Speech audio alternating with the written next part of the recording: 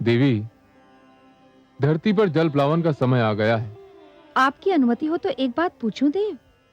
अवश्य पूछिए देवी। क्या जल प्लावन का निर्णय नितांत आवश्यक था?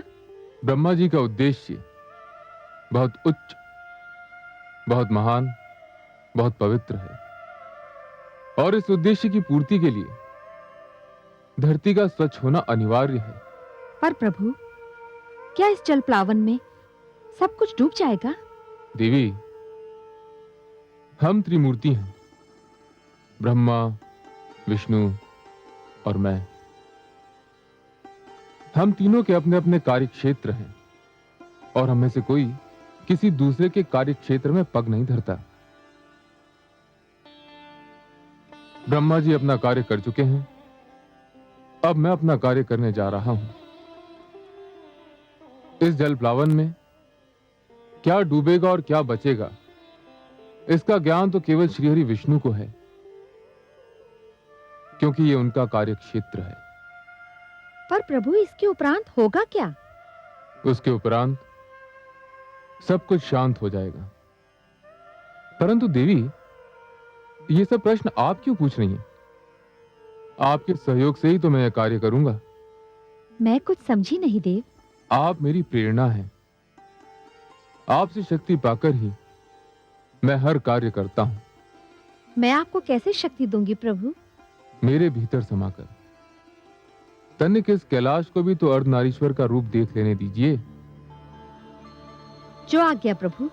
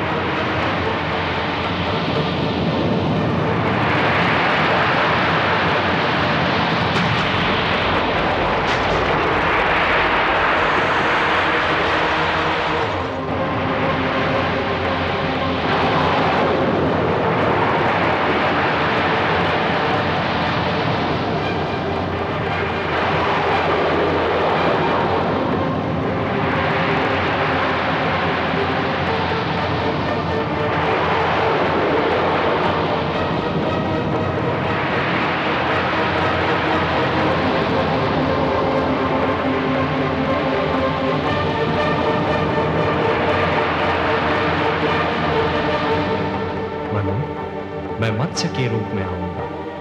तुम इस नौका को मेरे सींग से बांध देना। मैं तुम्हारी नौका को सुमेरु पर्वत पर ले जाऊंगा। हे सर्वेश्वर, आपने तो कहा था कि आप हमारी सहायता करेंगे।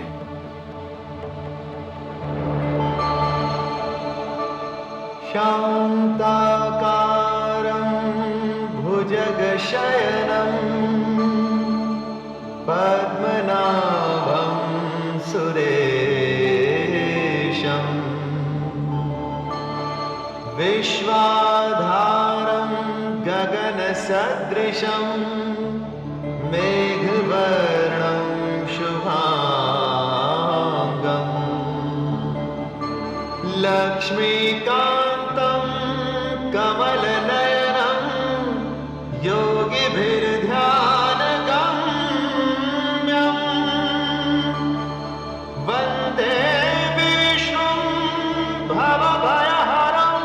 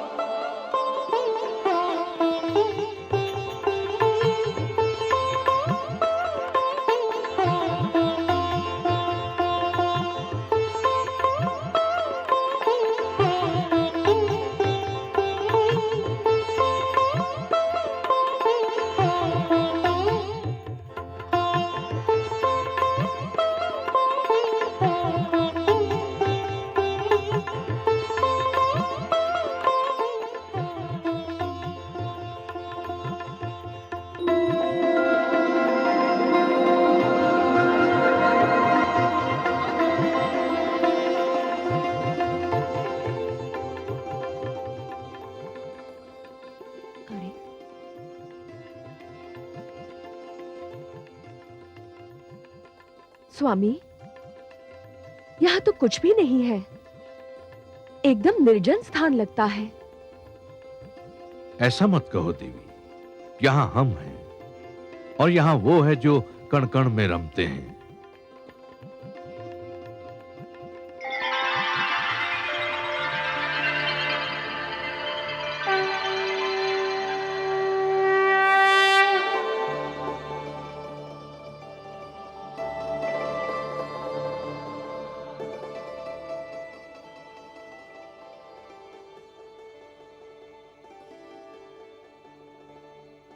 हे नारायण, आपके दर्शन मिले, नैनों के भाग्य जागे, आत्मा की प्यास बुझी। इस क्षण के आगे जीवन का हर एक क्षण तुच्छ है। हे विश्वेश्वर, आपने जलप्लावन से हमारी रक्षा की, आपको कोटि कोटि धन्यवाद। हे मनु, इस भयंकर जलप्लावन में शिक्षा और गुरु की रक्षा करने में जो तुमने तत्परता दिखाई, वो भी सराहनीय है।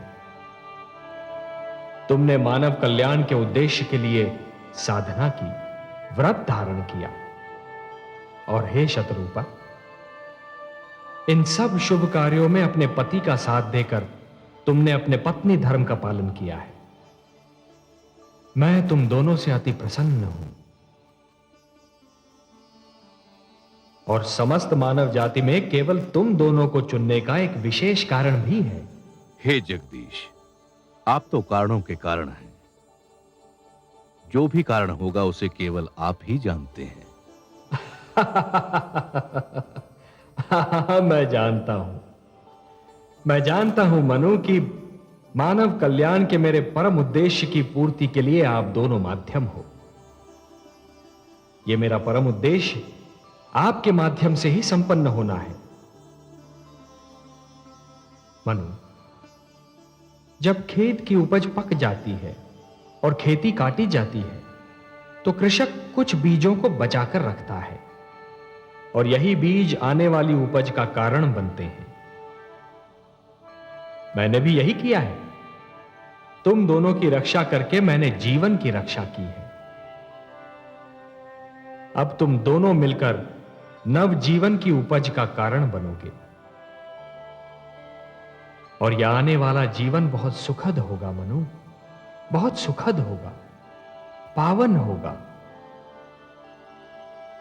और तुमने सप्त ऋषियों के इस समूह को अपने साथ में लाकर एक बहुत बड़ा कार्य किया है, क्योंकि आने वाले जीवन की महान आवश्यकता होगी शिक्षा। हे सर्वव्यापी, हे रहस्य ज्ञाता, नवजीवन को जो शिक्षा मिलेगी वो तो केवल आप प्रदान कर सकते हैं। आप मुझे ज्ञान दीजिए, ये शिक्षा क्या होगी, कैसी होगी? हे वैवास्वत, मानव बड़ा विचित्र प्राणी है और उसका इतिहास भी उतना ही विचित्र है। उठता है तो देवता बन जाता है और गिरता है तो दानव। दानवता अज्ञान और हीनता का प्रतीक है और मैं हर युग में मानव को दानव बनने से बचाना चाहता हूं। अर्थात मानव देवताओं की भांति अमर तो नहीं हो सकता, पर देवताओं की भांति संपूर्ण तो अवश्य हो सकता है। और उसे संपूर्ण बनाने का मूल मंत्र मुझे तुम्हें सौंपना था और इसीलिए जलप्लावन से रक्षा के लिए मैंने तुम दोनों को चुना है। हे जगदीश्वर, आपको कोटि कोटि धन्यवाद। हे लक्ष्मीपति, आपकी जय हो। मैं तुम दोनों को यह उपहार सौंपता हूं जो समस्त मानव जाति की धरोहर है।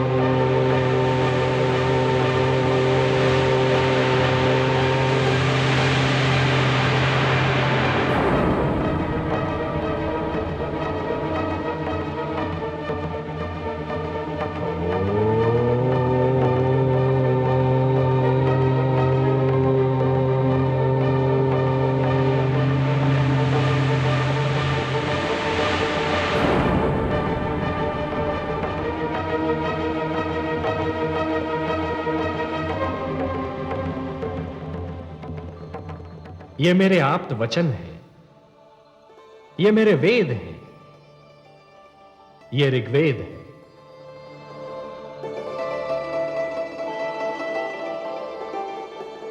ये यजुर्वेद,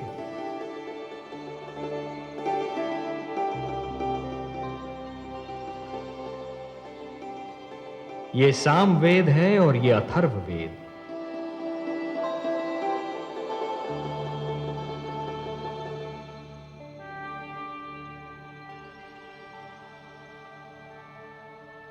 ये मेरे सबसे बड़े वरदान हैं। मानवता को ये मेरा उपहार है। ये मेरे आप्त वचन तुम्हें और तुम्हारे उपरांत आने वाली हर पीढ़ी को जीवन के नियमों का ज्ञान देंगे।